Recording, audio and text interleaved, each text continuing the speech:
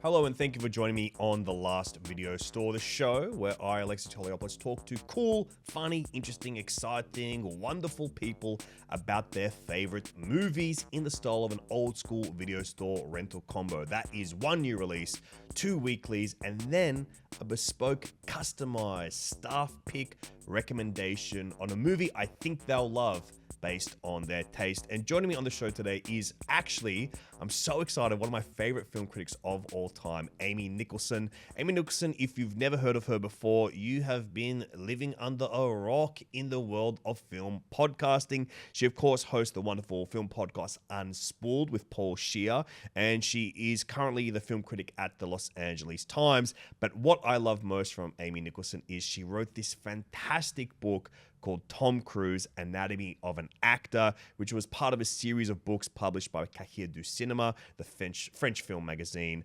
And I would have gone on the record many times saying that is one of my very favorite film books and one that I currently have on loan to a friend. So I could not get her to sign it because I love this book so much. I want so many people to read it. But I've been so excited to get Amy Nicholson on the podcast while I'm here at the Melbourne International Film Festival, recording a bunch of podcasts, hosting a bunch of films. And my thanks to MIF, the Melbourne International Film Festival, and the people that have been helping me get some great guests on this show while I'm here. So very thank you to the Melbourne International Film Festival. Support it. Go see movies at MIF. Go see movies at whatever your local festival is. It's a great way to discover stuff. And that is what this trip has been all about with me. And definitely what Amy and I talk about on this episode. Amy tells a story about discovering film becoming her passion and changing her major to film that resonates so much with my own falling in love with the type of film that I never thought I'd really deeply love. So just a joy. Everything I would hope from this podcast, talking to Amy Nicholson. So let us just get straight into it. Here we are at the Melbourne International Film Festival talking to Amy Nicholson.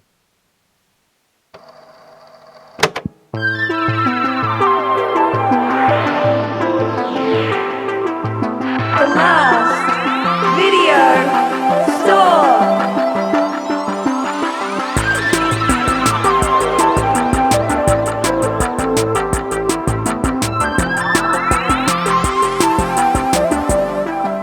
Wow, Amy Nicholson, thank you for joining us here in the Last Video Store. It's a pleasure to be here, Alexei. I've always wanted to have you in here, so I'm so excited that you're here. But first, I want to kick things off. Tell me about your favorite video stores growing up. What were the ones that were important to you? Oh, yeah. Absolutely. There was a video store right next to the HEB grocery store where I grew up in San Antonio, Texas. You know, it's a big suburban town, 7th biggest city in America. Nobody ever knows that about it. I have actually been to San Antonio. You've been to the Alamo? I have, I stayed at the hotel next to the Alamo. You did that, the haunted one? Yeah. You stayed at the haunted Yeah, one? but I had no hauntings. Yeah. The closest I had to haunting was the bathtub wouldn't drain. So, I stood like kind of like ankle deep in water there. Wow. Yeah. You could have brought a ghost home with you. Well, let's hope not. Yeah, well, that's my hometown, Yeah, and I'm an beautiful. only child. So, Yeah. there's a lot of video store renting when I was a Yeah. kid. A lot of like parents doing grocery shopping, free range child set loose in the video store just to like run around while they did errands. And what were like those important discoveries for you back then early? Like what were the ones that kind of shaped your tastes? Yeah, the one that I rented over and over again as a little kid was The Last Unicorn. Oh, wow. The Rankin Bass Yeah. animated thing with Mia Farrow as like a, can I curse on this? Of course. As like a kind of bitchy unicorn. I thought you were going to say something way worse. Yeah. No. Oh, yeah, I could. Yeah, she's a snobby unicorn who's like, humans suck. Yeah. What's wrong with all of you people? They turn her into a human, and then she's like just horrified Yeah. to be in the body of like the most beautiful woman ever. Just awful, hates it, wants to go back to being a unicorn. And it's a dark Rankin Bass, kids movie, and I watched it endlessly. I think I rented it pretty much every week. Do you think it was that darkness that kept intriguing you and wanting to keep going back for more? I think so. I also was a huge unicorn head and Yeah. a Texas kid. I rode horses on the weekend, so Yeah. like anything horsey was a big deal Yeah. for me. But I love that I was a weird enough kid that I loved that movie because it has grown up with me a little bit. Like there's a character in there who I didn't think of that much of at the time. This is a cartoon with like bloody murder Yeah. and stuff. Like bloody horrible things happen in this film. It's very dark. But there's a character named Molly McGrew who talks about, she's like this like a troubadour thief peasant woman who lives in the woods, like, you know, you're wearing rags and wild and big accent and all of that.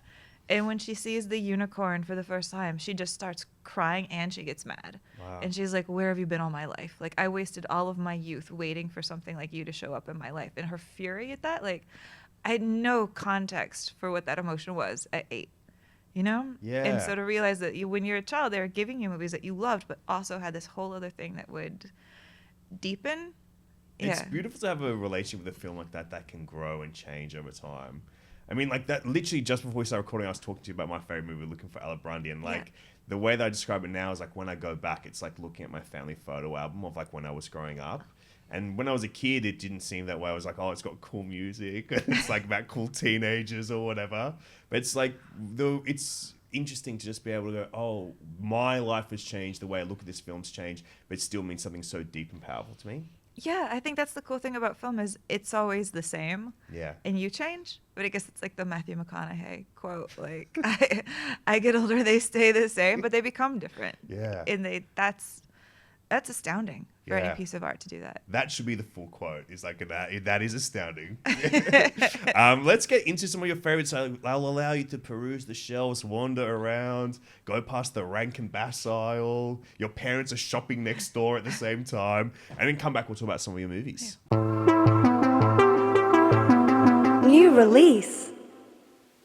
We're here with your new release film. And I will say this film is also my favorite film of the last couple of years. Really? I am obsessed, beyond obsessed with this movie. Really? Beyond. I'll tell you a little bit about it, but I want to hear your thoughts first. You've picked up the incredible musical, biographical, like nothing else I've ever seen, Better Man. Music. From the director Michael Gray, so you picked up Better Man. Did you know who Robbie Williams was before? No, not a clue. I Wow. had no idea who Robbie Williams was. And I didn't know who Take That was, really. Like, I Yep. knew that there was a band called Take That America had decided we weren't going to care about. And I knew that Robbie Williams was a name attached to that, I think. Yep. That America had also decided decided we weren't going to care about Yep. for some reason. We were just like, we have to have all the boy bands. You don't get to have any boy bands. It's a weird It's an country. American invention, it feels like, you know? Yeah. And so I remember writing my review of how much I deeply love Better Man and being like, it doesn't matter that you don't know who he is. It doesn't matter. You don't just go see this film for the love of God, America. Why are you so stubborn about not wanting to know anything about this person? Had you heard any of his songs before or anything? No, none of them. Wow. Yeah, so I discovered the songs through watching the movie and like having all of this emotional visual context. This movie is incredibly ambitious, right? Absolutely, right? Like it's such a great way, because we're talking about quite a few musicals today on this episode, and I think the way that this film does both kind of finding the halfway between biographical film, halfway between like a backstage musical because it's all about the songs he's got, also a jukebox musical because it's his songs as well, but then also like the kind of musically enhanced reality mode that is throughout, the way that kind of starts slipping into songs in a very powerful way that I think often musicals in 21st century have been afraid to do, which is just kind of slowly leading up to it by characters going from talking in regular dialogue or to then getting more heightened. And the secret ingredient of figuring out, oh, the way I can do that is by making one of them a CGI chimpanzee is just remarkable. I mean, we can be blunt, right? Like, the modern musical biopic is pretty bad. It's pretty bad. It's like, hello, here's my rise, here's my fall. Yep. Oh, I got addicted to drugs. Oh, my wife and I broke up. Oh, and now's my redemption song at the very end. And the fact that, like, this year at the Oscars, it was, hey, let's nominate the Bob Dylan one that fits all of those boring rubrics and ignore the one that's actually pushing the forward, the medium form. And even with forward the Bob is so Dylan one, frustrating. I don't think it's even saying anything about him that feels like revelatory. Whereas this kind of is like, oh, it's revelatory. This guy's an unevolved guy.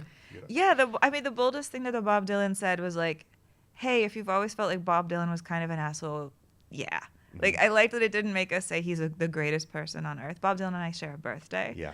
And so I feel like I'm allowed to say that he's an asshole. But, like, I've always had, like, a knee-jerk resistance to him as, like, this great icon of brilliance and intelligence, because I'm like, he probably hates almost every woman he's ever met in life, so why do I have to applaud him? So I liked that the movie was like, yeah, that's fine. You can completely have that opinion. But it was just so staid compared to something like Better Man, which gets inside what it feels like to even write a song. It gets inside of where does a song come from in you. Like, and that Robbie Williams is... My really main opinion walking away from that film is that this guy is an entertainer, like a capital E entertainer, and he's going to make a movie that is the most entertaining movie, even if it means taking the piss out of himself every single minute. Like, there's a joke at his expense constantly. He's always been like this, very self-deprecating, like very self-deprecating guy, true entertainer. In Australia, we definitely grew up with him. He did our New Year's Eve performance this year, I guess, because he did go overtime, so he was actually a little bit past midnight singing Angels. But he's like true entertainer. Basically, everybody loves him. And years ago, when I first saw this film being reported in Variety or whatever, going like, and there will be a Robbie Williams biopic directed by Michael Gracie, and then just one little sentence, and he will be played by a CGI monkey. And I was like, that's crazy. For years, that was all that existed, was this little nugget. And I just kept on thinking about it, going like, that is crazy. Was that a joke that got in, or was that really happening? And then maybe even 3 years ago now, I was working on comedy documentary series I was making here in Melbourne, and one of my sound guys had just like the day before had done the live concert audio for it.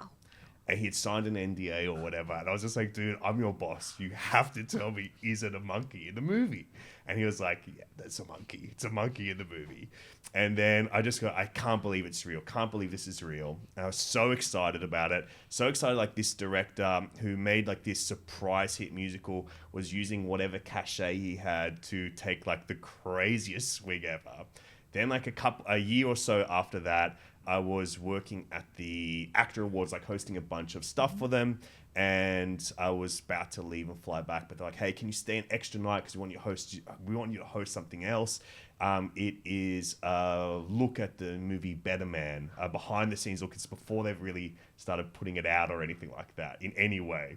And he's like, we'll be with Michael Gracie, one of the producers, but they're keeping it pretty hush-hush. And I was like, oh, is it because of the monkey? And they're like, yes, they don't know how to start telling people that the movie stars a monkey. So this was like a first behind the scenes look at anything ever. And then the next day I was in this green room and Michael Gracie walked in. This is still a couple of days before the event I'm meant to be hosting. So I introduced myself to him. I say how excited I am for the movie and that I stayed an extra day because I'm really looking forward to seeing something. And then he closed the door and turned off the lights, locked the doors to this green room, pulled out his laptop, and he's like, you're going to be the first person outside of me and my effects team to see the monkey in action. No. And he pulled out and he showed me that entire scene of Something Beautiful, where it's him and his co-writer writing that song together. Yeah. Like you were saying before, like it shows how a song can be written, where a song comes from.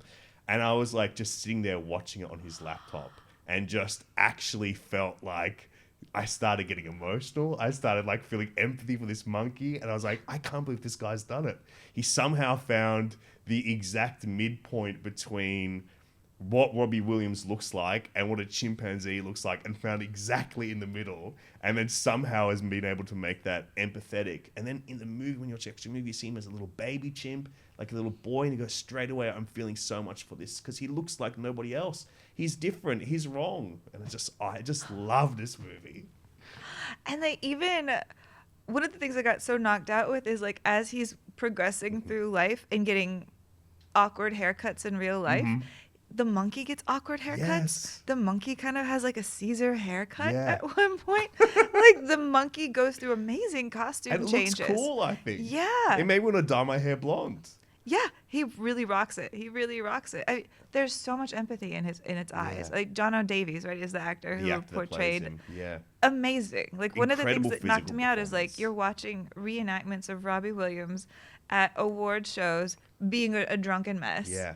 And I wrote this in my review, like, how impressive is it that John O. Davies had to do that sober? You know, to like soberly Yeah. know how to stumble into things and roll over and say exactly the wrong thing at exactly Yeah. the right time to be an icon. Have you explored any of other Robbie stuff since then? Have you watched any of his music videos, any of did. his concerts? I did, watching a music video for the one where I'm blanking the name, where he takes all his skin off. Oh, that's Rock DJ. Yeah, Rock Yeah. the DJ. Yeah, watching Rock the DJ, which, yeah, in this movie, in Better Man, gets like attributed to like a Take That song, kind Yeah. of, because it's the great rampaging number Yeah. running all around downtown, which one of the greatest musical numbers of the millennium, Thank you. hands Yes. down. But they're Yes. all really good, Yeah. honestly. And watching that, it gave me even a deeper understanding for what he was saying by being a monkey. Yeah. You know, like, you always want pieces of me. I'm giving the crowd so much. It felt like he's been true to his message this Yeah. whole time. Yeah, it's so beautifully put. The only thing I'll tell you as well that is not in the movie is, you know, the final concert where he's at the Royal Albert Hall and like brings his dad out, they sing a song. That doesn't happen in the concert. Like, he doesn't bring his dad out. But what does happen is he has, because it's him just doing like all these fun standards and stuff over this time. And one of the things he brings out is he does two-man comedy song with John Lovitz. And I just wish that was in the movie as well. Maybe John Lovitz is played by orangutan or something. He's the only other person that's out there like him.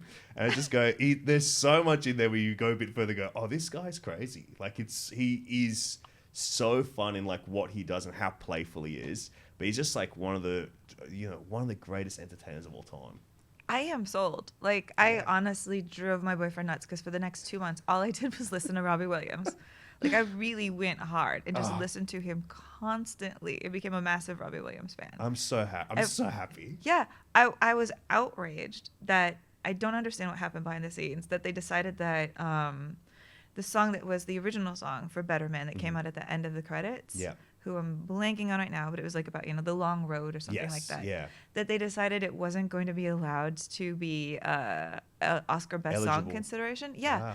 And I was so looking forward to seeing them stage it and having that moment where people watching the Oscars would have to say, I ignored that movie because I have decided I don't care about Robbie Williams and will never learn. Then it's my bad and I will be less of a human being with my own stubbornness here. But I thought they would force them to understand how great this was.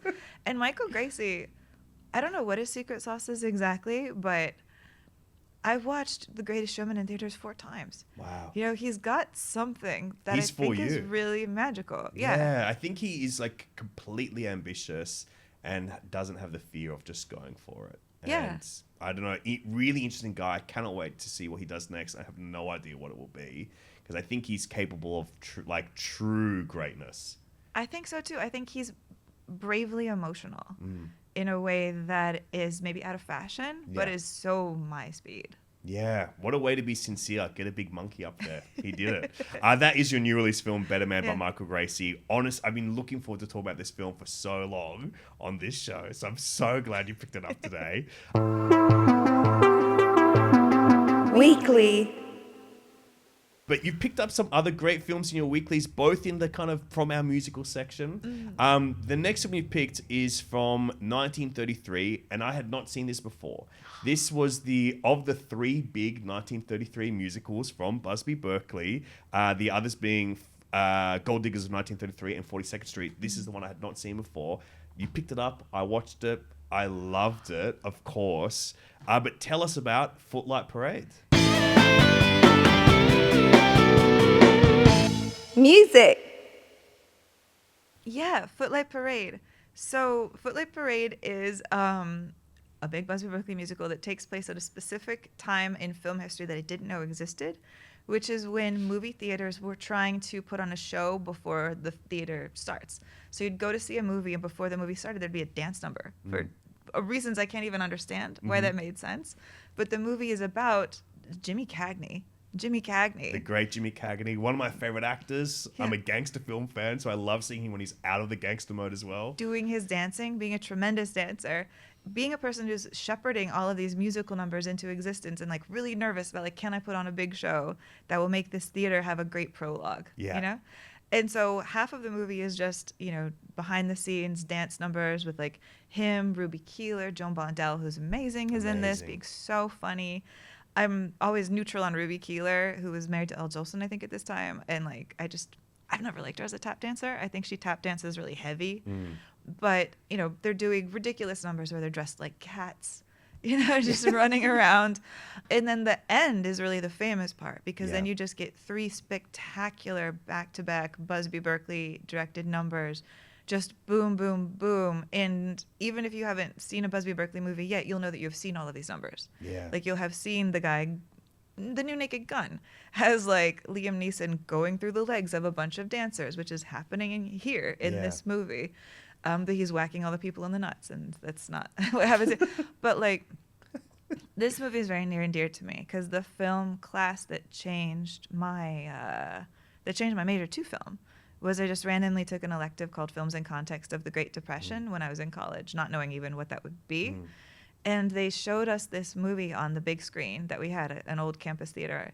And just to realize how much life was in these films, how much life and how much naughty humor. That this is just pre-code, right? Just pre-code. And the way they talk about sex is like, let's cut to a bird's nest with baby birds, and you're all going to know that people are boning. Yeah. Like, it's like very frank innuendo. Yeah. It's not to be confused with Frank Caliendo, but frank innuendo.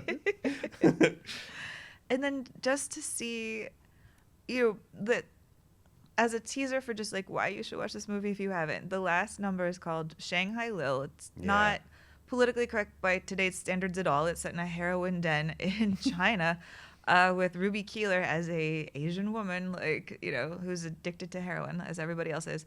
And all these soldiers are there just getting drunk and making a mess of things, and then start doing a parade. Yeah. But you have this Jimmy Cagney tap dance number where you just see how delighted he was to get to show off he could do that. Yeah, because he was a vaudeville star, right? Before he got picked up in like Public Enemy and became the star of like 1930s gangster pictures. Yeah, and they gave him his award finally for like Yankee Doodle Dandy, which is fine. That was like his one musical that people paid more attention to. But this is the better one, by far. Because it's beautiful, just like he's someone like Al Pacino or John Travolta, where he just like moves beautifully on screen, and he has so much charm, and so much of that has been like tapped into like the what do you hear, what do you say kind of speak. But seeing him move beautifully in something like this, it's just like there's nothing like it. He's weightless. He's really weightless. Can I tell you one other thing that this is starting to sound like a broken record here, but I forgot this film was about like the prologues when the people, they have a song and dance before a film. The only time I've ever seen that was I went to a screening of Better Man where they had a Robbie Williams tribute act called Come Undone that did 45 minutes of singing and dancing before the movie. That's amazing. And it was mainly because I think that there was somewhat of a fear of people singing during the movie, like audience members. So they organized like this early screening to have like this big musical act beforehand to get that out of people's systems so they would just watch the movie. That makes me wish that Come Undone was playing while I'm still in Australia. I want to see them so bad. That sounds amazing. Maybe there will be. We could look it up. But there was literally a guy sitting in front of me that had his phone out reading the lyrics at the same time so he could sing along. That's astounding. That's astounding. I completely erased that from my memory and I go, oh, that was the second or third time I saw Better Man was with a live tribute band before it. So that's what we need. That's how you bring Footlight Parade right back. The other one that I really love was By a Waterfall, the song and dance number in that, because like you said, it's the one that people recognize.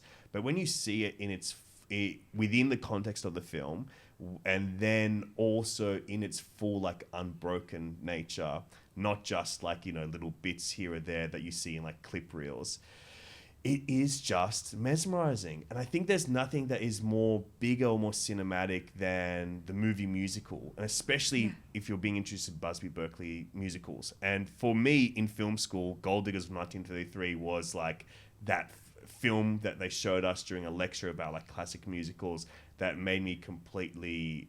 I always liked musicals, but I was not a musical guy. But seeing those, I was like, oh, I fully get it. There's nothing bigger cinema than this. And in Footlight Parade, it's that plus having an actual movie star in it doing the most movie star stuff, which is dancing. It's true. Like, I think maybe you agree with this. The thing that I find really special about musicals is that moment where they just say you have to buy into this. Yeah. Is like the fact that you as an audience have to participate in the fantasy of this. Even when you're like, okay, they're staging this at a theater, blah, blah, and they have that framing story. As soon as the camera goes above a swimming pool that you know is not on a stage for any reason and does not exist in, and the people who are sitting in the theater seats couldn't even see the view that you're looking at, none of that makes any sense at all. But that element of that's not a flaw, that's a challenge. You know, will you go on this journey with me? Same thing with making Robbie Williams a monkey. Will you go on this journey with me? And I want a film to demand that kind of audience interplay. I'm signing the contract. I'm there with you. I think that's exactly why I love musicals, and probably exactly why I love movies. Full stop. But that is Footlight Parade. Thank you for bringing it to me, Busby Berkeley. I'm so glad I finally watched the entire 1933 trilogy of Busby Berkeley musicals. But you've got one more musical here today from the great John Waters, from one of the nastiest stars in all film, Divine. You have got Hairspray.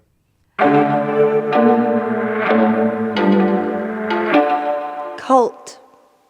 This would probably be the other movie I was renting all the time as a child. This was a movie I saw endlessly, having no context for John Waters or anybody, having no context for Divine. I didn't know anything about them for many years after this fact. I just knew that this movie spoke to me, and I feel like it was my gateway drug for realizing I was going to love John Waters someday. But yeah. When you were a kid, what do you think it was that like got you on? Because was it like that it was a bit... I mean, because it's not as obviously as out there or, you know, quote unquote nasty as the other John Waters films. But so many of the other John Waters films have like this kindness. Like Polyester, I think is one of the most beautiful movies I've ever seen because he has so much empathy and love for Edith Macy, and it's shown there. Do you think that there's just that right level of something to challenge a kid to go, oh, there's something kind of exciting here or dark here? I think you're right. I think in Hairspray, you still really see that John Waters loves the freaks and the misfits and the weirdos. You know, and of course, I was like an estranged only child. And to have him be like, we're all just going to say that we think Tracy Turnblad, played by Ricki Lake, is amazing. And if she's going to face the bullying, we're not going to like sugarcoat this. We're not going to pretend like it's easy, but she's just going to do it. And she's going to get the hot boyfriend. And yeah, people are going to lose their minds. But we're going to back this world where even her mother, who starts off, you know, insulting her weight, calling her fat, is like, my daughter's beautiful. It just kind of come on board with that. Yeah. The celebration of the outcast is, I mean, to me, it's like John Waters had a secret pill that he gave a generation of kids of like, I get you, and you will grow up to see what I'm saying here. Yeah. Because I don't love, you know, I review a lot of kids' movies, and I don't like it when they lie to kids and say, like, just be yourself and it'll be great. Because it's not quite that easy, you know? And John Waters doesn't.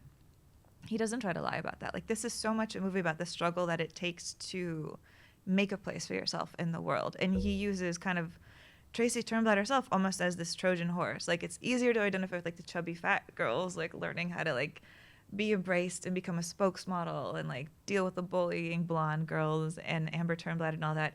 But inside of that, what he's really talking about is how her struggle mirrors the harder struggle of integrating this show and, you know, turning the Corny Collins show into like an integrated show where both black and white dances exist. And because she's an outcast, she sort of becomes this like transitional figure who realizes like she's still like naive and ignorant, and half of the things she says in this movie are like really ignorant. Like there's a movie where she's making out with her boyfriend and getting really romantic about, you know, this like insight she has into the black culture that she's never known that was happening in Baltimore. And you're being like, oh, I wish I was black and blah, blah, blah. And you're like, what? You're just that naivete that she has where she's just so caught up in the idea and the promise of a world that's about to change. Yeah. And you're allowed to kind of be like, you're being a silly kid too, you know? But she's just, it's about clumsy people trying to figure out, can you do anything to shake up the system? And maybe not doing it the perfect way, but figuring it out in their own way. That's so beautifully put. Like, I think that's like the kind of magic about this film is like he's able to make something that communicates to a bigger audience than he'd ever done before. But he doesn't really compromise any of his authorial touch to it in any way. I think it's just, hopefully he gets to make another movie. It feels like we're always so close, but, Who knows what he would want to say? Yeah. I'm curious. We had a huge retrospective of him in Los Angeles last year, where they had all the Hairspray dresses out, and it was beautiful. And they showed some of the films he hadn't gotten to see himself in like decades. And outsider artists like that, I find really exciting. Yeah. And I hope that there are new John Waterses doing their John Waters movies right now. Yeah. You're figuring out how to find them is like the challenge. Like, they're making stuff, and where are they, and how can I find them, and will they get seen, and will they get to be John Waters? And when they have a chance to, quote unquote, sell out and do like a big budget movie, can they do something that is them still? That is still true to them. Yeah. Well, I hope they're still out there. I think there are. I think sometimes they're not working in cinema, but I think there are so many avenues for people that are making stuff like that. Usually it's in TikTok or something, but I don't get to see those. I want to see them on the big screen as much as I can. I think there's some people out there that I've got a friend, a filmmaker, Alice Mayer Mackey, who's a trans filmmaker who works in genre, particularly horror. And I think she captures a lot of that same kind of like camp and love, and she's a big John Waters fan as well. So she's 21. She just turned 21. Yeah. She's made 6 features. I think you would really like those if you like John Waters. I think it's worth exploring her work. I would love to. Yeah. I would love to. And she's bigger in America than she is in Australia. So, keep taking ownership and spread the word so she'll become bigger here eventually as well. I'm happy. That sounds amazing, because I feel like we're actually on the cusp of a renaissance. Yeah, because kids who have grown up making like TikTok and YouTube videos, they know what gets eyeballs. Yeah. And they've had a chance to like experiment in the public eye on like a low scale, and they can all edit, and they have like great comedy editing timing. Exactly. So they're ready. They are ready. But hopefully they do want to explore longer form, because sometimes I go, do they want to explore long form? Is that not the future? But hopefully they do. Well, here you've got the twins who are doing like Bring Her Back. Yeah, the Philippou brothers. The Philippou brothers. Yeah, the Philippou brothers. Yeah. Yeah. Yeah. And I mean, coming out of YouTube and then being like, we know how to play with an audience. Yeah, I think it's a pathway. Hopefully it's a pathway. But that is... before we move on, I have to ask, what do you think about the remake of Hairspray? I mean, I've only seen it once. To me, it felt like it sanded down everything that was messy. Absolutely, yeah. It like John Waters himself said about the original Hairspray when he made it, the Hollywood lame version of this would just to be like the show is integrated and everything's easy. Yeah. I think it made it too easy. Yeah. I think he likes showing you that the struggle continues. I mean, it's a movie that's very pointedly set in 1963, where things are about to get really, really, really wild in America. JFK is about to be assassinated, and like the people who are holding on to the last sense of this is an innocent 50s have to let go. To even watch the character Divine go like become a radicalized housewife over the course of it, it feels like something I've seen in America now. Like I have relatives who would have been like friendly, non-political right-wing voters 20 years ago now being like, oh no, and like marching and all the protests. Then Divine does that in the course of the movie, but in a way that feels natural, not like the movie's making her. She's just getting inspired by the times. Yeah, I mean, that's beautiful put. I think that's what's wrong with the remake. The remake I think is okay, but it's, like you said, sand off the edges. And I'm a big Travolta fan. He's one of my very favorite actors. I just don't think he fits that role in the same way. There's something about it that just like, I don't think he has, the same lived experience of being a big fat person the way that Divine has. And I go, I'm watching it as a fat person myself going, I don't think he's got it there. So, that's my main thing. But I will always love John no matter what. Yeah, same. I think I'm always rooting for him. Yeah. I always want that next movie that'll break him out again. Always. We pray for the comebacks with you, John. We always do. Greetings, Return Shoot Rats. I'm stopping the show just for a second to also give a little plug to something I'm very excited about.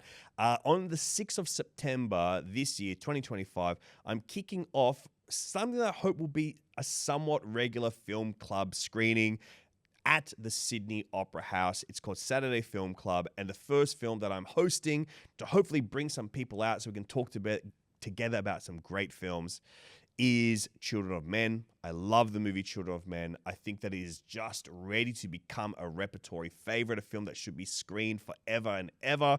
And it's a film that I think is ripe for discussion. So I'm screening Children of Men at the Sydney Opera House as part of a new thing that I'm helping put together, which is Saturday Film Club, a place for people that love movies to watch them together and talk about them together. We're going to be talking about another one in a couple of weeks as well, which will be my post-Halloween screening of a horror classic that I think more people should see. But in the meantime, book tickets to see Children of Men at the Sydney Opera House, 6th of September, 2025. Tickets are in the show notes. Staff pick. Well, Amy, we've come to the part of the show where I'm here to give you, as my duty as the clerk, to give you a staff pick recommendation based on your taste. And I always, when we've got international guests here, I always try to give something from Australia for you to take back. And we have some great musicals in Australia, but not too many. We don't have a great history of them here. But there's one that I always love, and it's one that people know about. I've recommended on the show before, which is Starstruck by Gillian Armstrong, which I think you would really love if you've never seen it. It's a new wave, Australian new wave meets Australian new wave music. I have seen it. That's a great film. Yes. And that sparked something for me when I go, oh my God, she's got this other film that is a documentary. And Gillian Armstrong is one of my very favorite filmmakers. And like all my favorite filmmakers, they make documentary, factual films and narrative films. They kind of, each of them you see envelop in each other and influence each other. And the last film that she made in 2015 is a documentary that has a great connection to the films that you picked today. Do you know who Ori Kelly is? He is a costume designer that was a costume designer on the two other musicals of 1933 directed by Busby Berkeley, which is Gold Diggers and 42nd Street. And he is a huge part of a huge part of like our Australian exports to Hollywood. And he was the costume designer on those films, costume designer of Casablanca, costume designer of Some Like It Hot. And she made this documentary about him called Women He's Undressed.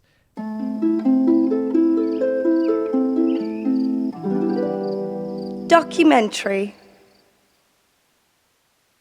And it is almost an investigation to someone that people had never really heard of or known much about. He was like an unheralded hero, really. And she kind of starts finding about him, starts kind of discovering him, starts investigating further.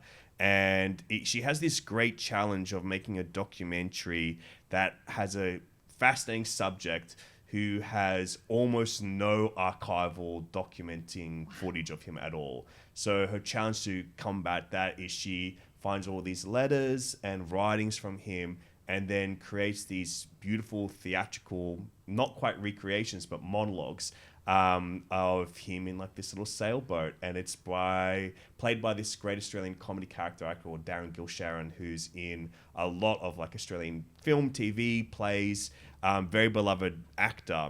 And it is like such a fun way to like show this guy who had a larger than life existence, like how to bring that out. And she's a very stylish director, Gillian Armstrong. And this film has got interviews with Jane Fonda, Angela Lansbury, Catherine Martin, Leonard Maltin, Anne Roth, Colleen Atwood. And it's just such a fun exploration of, you know, this kind of Hollywood Babylon era from someone that you don't really know much about. And yet that connection of going like it's the two other musicals, he did those. And I can't believe that it's like that little connection there. But I think you'd really, really enjoy this. And the other thing that's kind of like the fun aspect of it is he was openly gay man in Hollywood at that time. And this documentary just straight out talks about how he had this long-term relationship with Cary Grant throughout this entire time. And there's all this great stuff about it in this film. So it's like unlocking this entire thing in Hollywood that feels like this, you know, open secret, really. That sounds incredible. I think you'll really enjoy this film. Yeah, I think you'll really, I mean, to everything else, I go, this is like right up your alley to just go, oh, now I know more about these films I already love. That sounds amazing. And we are meeting up a few hours before I host Pennies from Heaven tonight. Yes. Yeah, one of my very favorite films that you introduced me to years ago because it's your favorite film, right? I am, and I'll be wearing one of the costumes I No just way. won. Wow. I just won 12 of the leotards in an auction this Oh summer. my God. You bought 12 leotards Yeah, from Pennies from Heaven? Yeah, they're designed by Wow. Bob Mackie. Unreal. So I'll be wearing it under a suit. Oh I'm my not going to be God. having my legs out. Yeah, it's very cold at the moment here at the Melbourne Film Festival. But I think that's perfect. What a perfect way to get into a bit of Women He's Undressed as well. Well, Amy, thank you so much for joining me here in the last video store. I've been such a big fan for so long. It's been a dream to have you in here. So I'm so glad I got to give you something as well to enjoy. And hopefully we got to share a little bit about Better Man as well, which I've been obsessed with trying to talk about. Let's make a promise. We are going to elevate this movie to the position it deserves. Thank you. We're going to make it a classic over the Yeah. time. We've got 40 years to do it, I reckon. 40 years seems like the right amount of time to go from not that known to cult classic to regular classic. I love it. It has been 20 years since I've swore that I was going to elevate Pennies from Heaven. We're getting there. You've done it. We're He's getting playing there. at a film festival tonight, Yeah. you know? So now this is our next project. Our next project. I'll see you in 40 years at the Oscars where they finally give John Davies his well-deserved Oscar. But thank you so much, Amy. You picked up Better Man, you picked up Footlight Parade, you picked up Hairspray, and you also got my staff pick, Women Is Undressed. Thank you. Thank you. The last video store.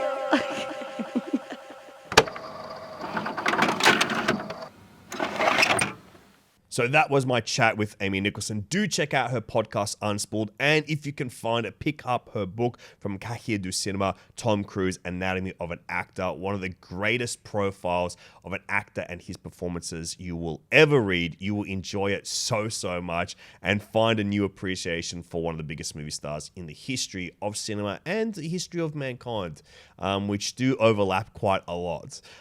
She went home today with a wonderful stack of films. Better Man, great to finally talk about that. Footlight Parade, Hairspray, the original film, and Women He's Undressed, which was my recommendation to her.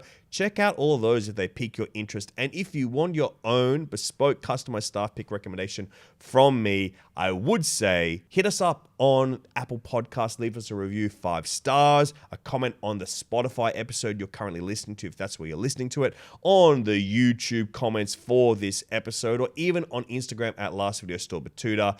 And if you give us what your 3 combo pack would be, I will give you a star pick recommendation on a future episode of the podcast. In the meantime, follow us on Letterboxd. I'll put the links to my Letterboxd in the show notes, and I'll put Amy's in there as well, because, you know, Amy reviews movies every freaking day. So there is a great way to find out what she's writing and hopefully introduce you to some great movies as well. In the meantime, enjoy films, go support your local festival, go see a film at the Melbourne International Film Festival, and I'll see you at the movies, baby.